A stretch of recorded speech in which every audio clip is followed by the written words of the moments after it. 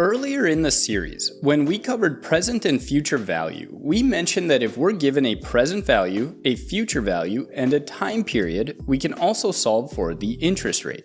Well, in this episode, that's exactly what we'll do, along with introducing two very common metrics in capital budgeting: net present value, or NPV, and the internal rate of return, or IRR. So let's start with net present value.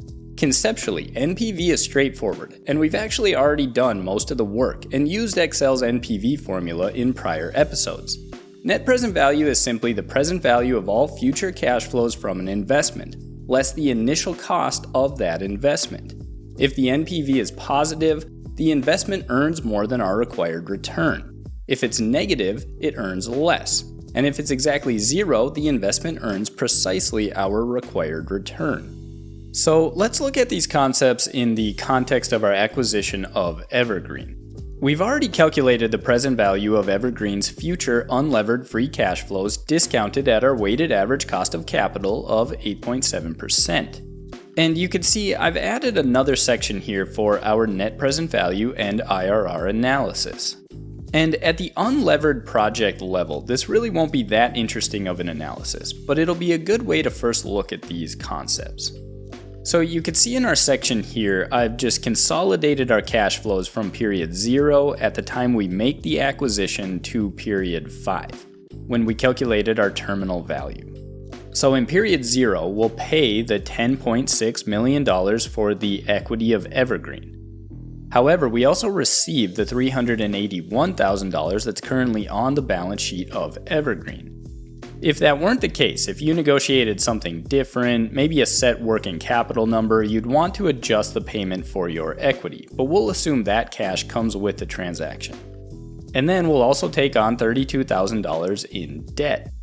So our total unlevered cash flow in that period 0 is our enterprise value of $10,246,740. That will be our net cash outflow on the date of the transaction. Then we have our operating unlevered cash flows for years 1 through 5, and then again just our terminal value in year 5. So this captures our undiscounted unlevered cash flow throughout the entire life cycle of the transaction, from the time we make the purchase to the time we calculated our terminal value. So to calculate the net present value for our unlevered project, we could simply say equals NPV. Our rate will be our weighted average cost of capital. And then recall that Excel's net present value function assumes the first cash flow occurs at the end of the first period. So we'll grab our series of cash flows from period 1 to 5, and then subtract off the unlevered cash outflow on the transaction date in period 0. Because that doesn't need to be discounted at all. It occurs right at the beginning of our analysis. And you could see if we pay exactly the equity value, we get a net present value of exactly $0, which is what we'd expect if we pay exactly that amount. We would neither create nor destroy value. However, if we're able to negotiate a better price, let's say $9 million. So we'll update that here, which will also update it in our table above. You could see that drops the net cash outflow in period 0. And now our net present value is positive $1.6 million. And at that price, our acquisition creates value above and beyond our required return. On the other hand, if for some reason we overpaid, maybe we paid $12 million, you can see our NPV is negative, signaling that we're not earning our required return on the investment. So again, like I said, this isn't that exciting. At the project level, NPV is really just restating what our discount and cash flow analysis already told us. We know the business is worth $10.6 million in equity value at our assumptions. So anything we pay below that creates value and anything above destroys it. But let's assume that we can negotiate that $9 million price and now look at our internal rate of return. The IRR is the discount rate that makes the net present value of an investment equal to 0. Put another way, it's the actual rate of return the investment generates. And this is the concept we teased back in the present and future value episode, solving for the interest rate. In that episode, we were working with a single lump sum, but the idea is exactly the same here. We're just applying it to a series of cash flows. So in Excel, we have an IRR formula. If we say equals IRR, we capture our unlevered series of cash flows here, including our cash outflow in period 0. And then we just make an initial guess. Let's put 10%. And you can see that if we're able to pay that $9 million purchase price, our internal rate of return is 12.9%, which exceeds our cost of capital of 8.7%, meaning that this project would create value at that price. If we were to pay exactly the equity value of $10,595,779, you could see our net present value changes to 0, and now our internal rate of return is exactly equal to our cost of capital of 8.7%. And again, at that price, we would be neither creating nor destroying value. We're paying exactly what we think the business is worth. And if we again just look at the $12 million purchase price, assuming we overpay, because our IRR is now 5.65%, which is below our weighted average cost of capital of 8.7%, the project does not add value at that price. So again, at the project level, neither net present value nor internal rate of return is telling us something we don't already know from our discounted cash flow analysis. Now, before we move on, I do want to briefly touch on an important distinction between these two metrics, because they do serve different purposes. If we're comparing multiple potential uses of our capital and can only choose one, NPV is the correct metric to use. The project with the highest NPV adds the most value, regardless of the percentage return. Think about it this way. A small investment with an IRR of 25% might sound better than a larger investment with an IRR of 12%. But if the smaller investment only creates $200,000 in value while the larger one creates $2 million, we'd clearly prefer the larger project. IRR can't capture that difference because it doesn't account for the scale of the investment. And there's another limitation as well. IRR implicitly assumes that any cash flows received during the life of the project can be reinvested at the IRR itself. So if a project has an IRR of 25%, the calculation assumes we could take each year's cash flow and immediately put it to work, earning 25%. In practice, that's rarely realistic. NPV avoids this issue because it discounts at our cost of capital, which is a much more reasonable assumption about the return we can earn on reinvested cash flows. But on the other hand, IRR is a very useful communication tool. When presenting to management or a board, saying this acquisition is expected to generate a return of 14% is intuitive and immediately understood. So in practice, you'll typically see both metrics presented alongside each other. So now let's shift to where NPV and IRR become much more interesting, which is when we evaluate the return to us as equity investors specifically. And this is where the financing of our acquisition comes into play. I want to be very clear about an important distinction here, because we've been talking about debt throughout our analysis, and I don't want any confusion about what we're referring to. Throughout our discounted cash flow analysis, we discussed the capital structure at Evergreen, the 40% debt and 60% equity mix that we plan to implement to finance Evergreen's ongoing operations. That operating debt is already fully reflected in our weighted average cost of capital and our enterprise value calculation. What we're talking about now is different. We're asking how we, as the parent company, plan to finance the purchase of Evergreen shares from the current owners. This is acquisition level financing, and it's a separate decision from the operating capital structure at Evergreen. Now in practice, you might track operating debt and acquisition debt through separate schedules with different terms and interest rates. But since we own 100% of Evergreen, cash generated by the business ultimately belongs to the parent. So rather than modeling two separate debt structures, we'll simplify this into a single consolidated view. We have one pool of operating cash flows, the unlevered free cash flow that we've already calculated, one total debt figure representing all the leverage in our combined structure, and one equity residual after servicing that debt. It's a bit of a simplification, but it works to show the NPV and IRR concepts. So now let's add this debt into our analysis. This is where things will become a little bit more interesting. You can see I've added a debt schedule here. we're assuming we take out a $5 million loan to help purchase the equity of Evergreen. The term is 20 years. The rate on that debt will be 6.2%, which leads to an annual payment of $443,027. And then we just have a very simple amortization schedule here for the loan. So back in our discounted cash flow analysis, let's add this into our model here. So we'll add a few rows to make room for this. And now what we're looking to calculate is our cash flow to equity, which needs to take into account the payments that we'll make to service that debt. So from our unlevered cash flow, let's first take care of the things we'll subtract. So we'll say less, and the first will be the after-tax cost of our interest. We want the after-tax cost of our interest because remember, we can deduct interest from our taxable income. So to capture this, let's say equals negative, and then we'll take one less the tax rate that we're estimating on our free cash flow forecast here. We've estimated 21% for each year. And then to find our total interest, we'll use an XLOOKUP. We will look up the period in our analysis here. The lookup array will be the period column in our amortization schedule.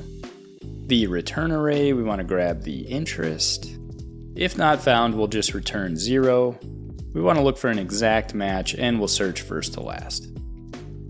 And you can see here in period 1 on our debt schedule, we're paying $310,000 in interest. But from an after-tax perspective, there's a net cash outflow to us of $244,900. So now let's just lock ourselves in our XLOOKUP, and we can copy this over. Now we also need to subtract our principal each year. So we'll just use an XLOOKUP again. We'll say negative XLOOKUP.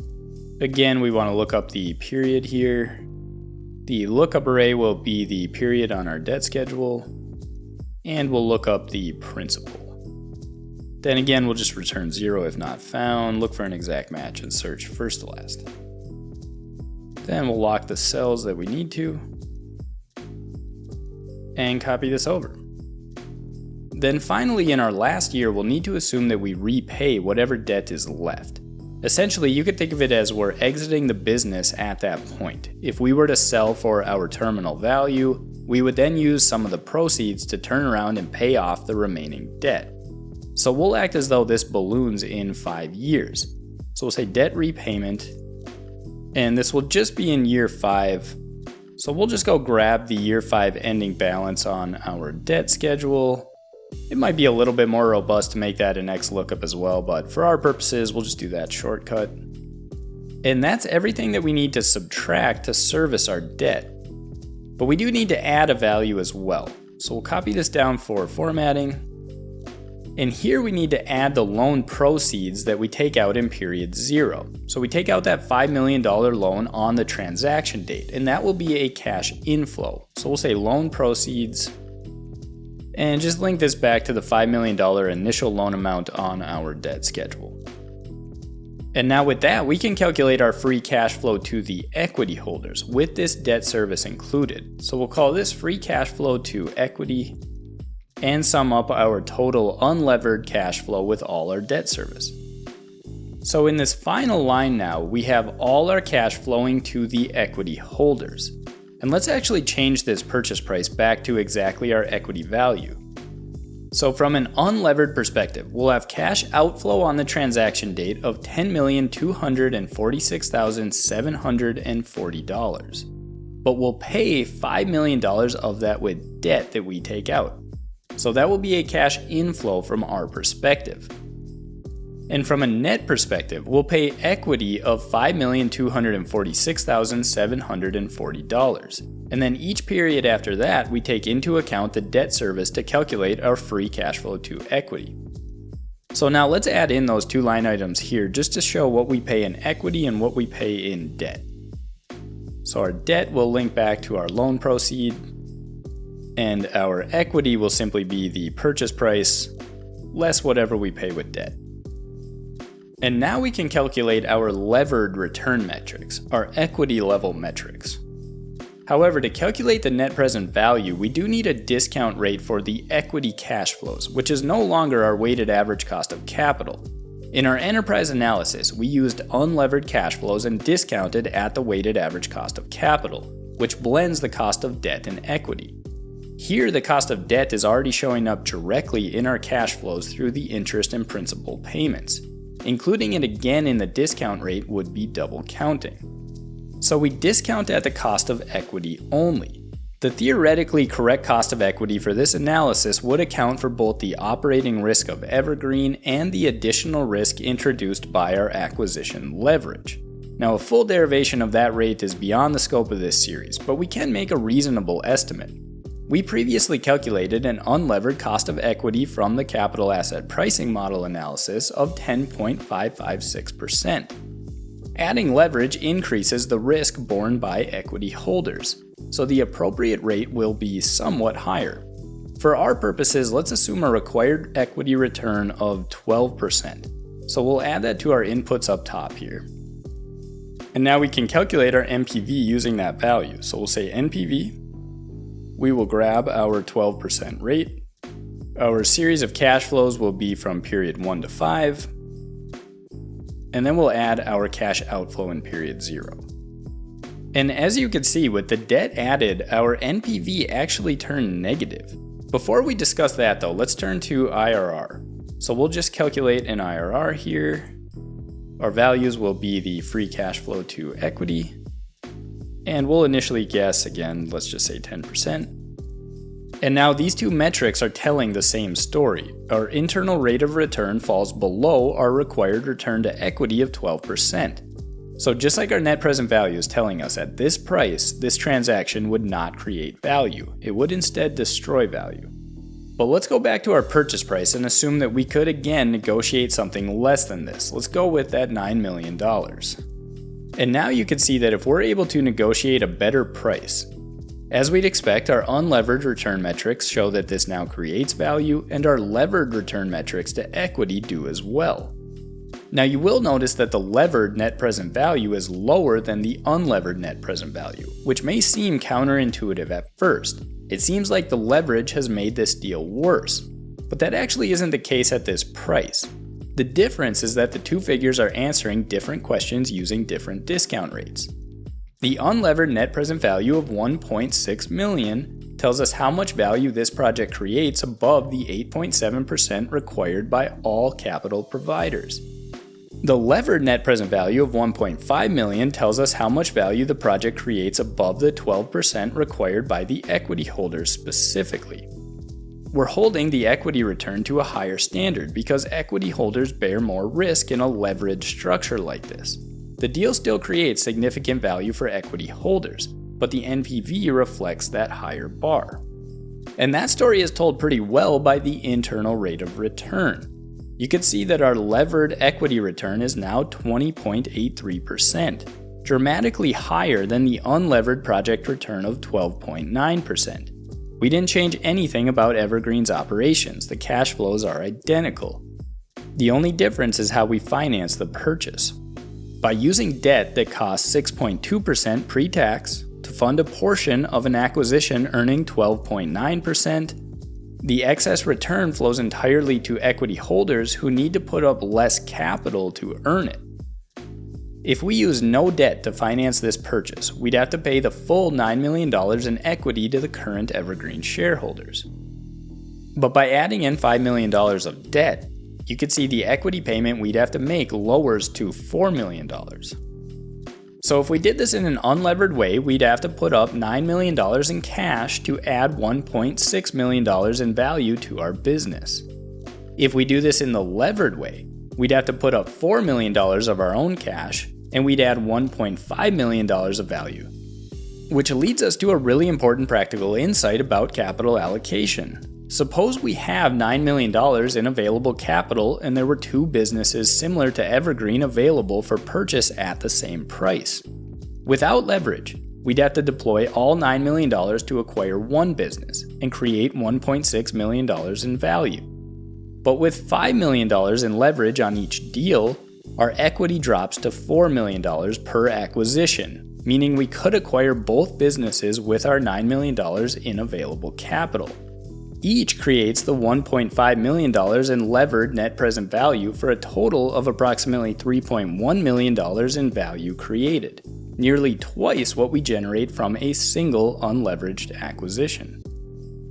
And this is a primary reason that companies use leverage in practice. It's not just about earning a higher percentage return on a single deal. It's about capital efficiency. Leverage frees up equity to deploy elsewhere, and if those additional deployments also generate positive NPV, the total value created across the portfolio is higher than concentrating all your equity into one unleveraged investment. But this amplification works in both directions, and that's critical to understand. In the two-deal scenario, we now have $10 million in total debt obligations across two businesses instead of zero. If one of those businesses underperforms, the debt service doesn't decrease. Those payments are fixed regardless of how the business performs. So while leverage amplifies our upside when things go well, it also amplifies our downside if things don't go as planned. And if both businesses underperform simultaneously, the losses are compounded across both investments. This is really just another application of the relationship between risk and return that we've been discussing throughout this series.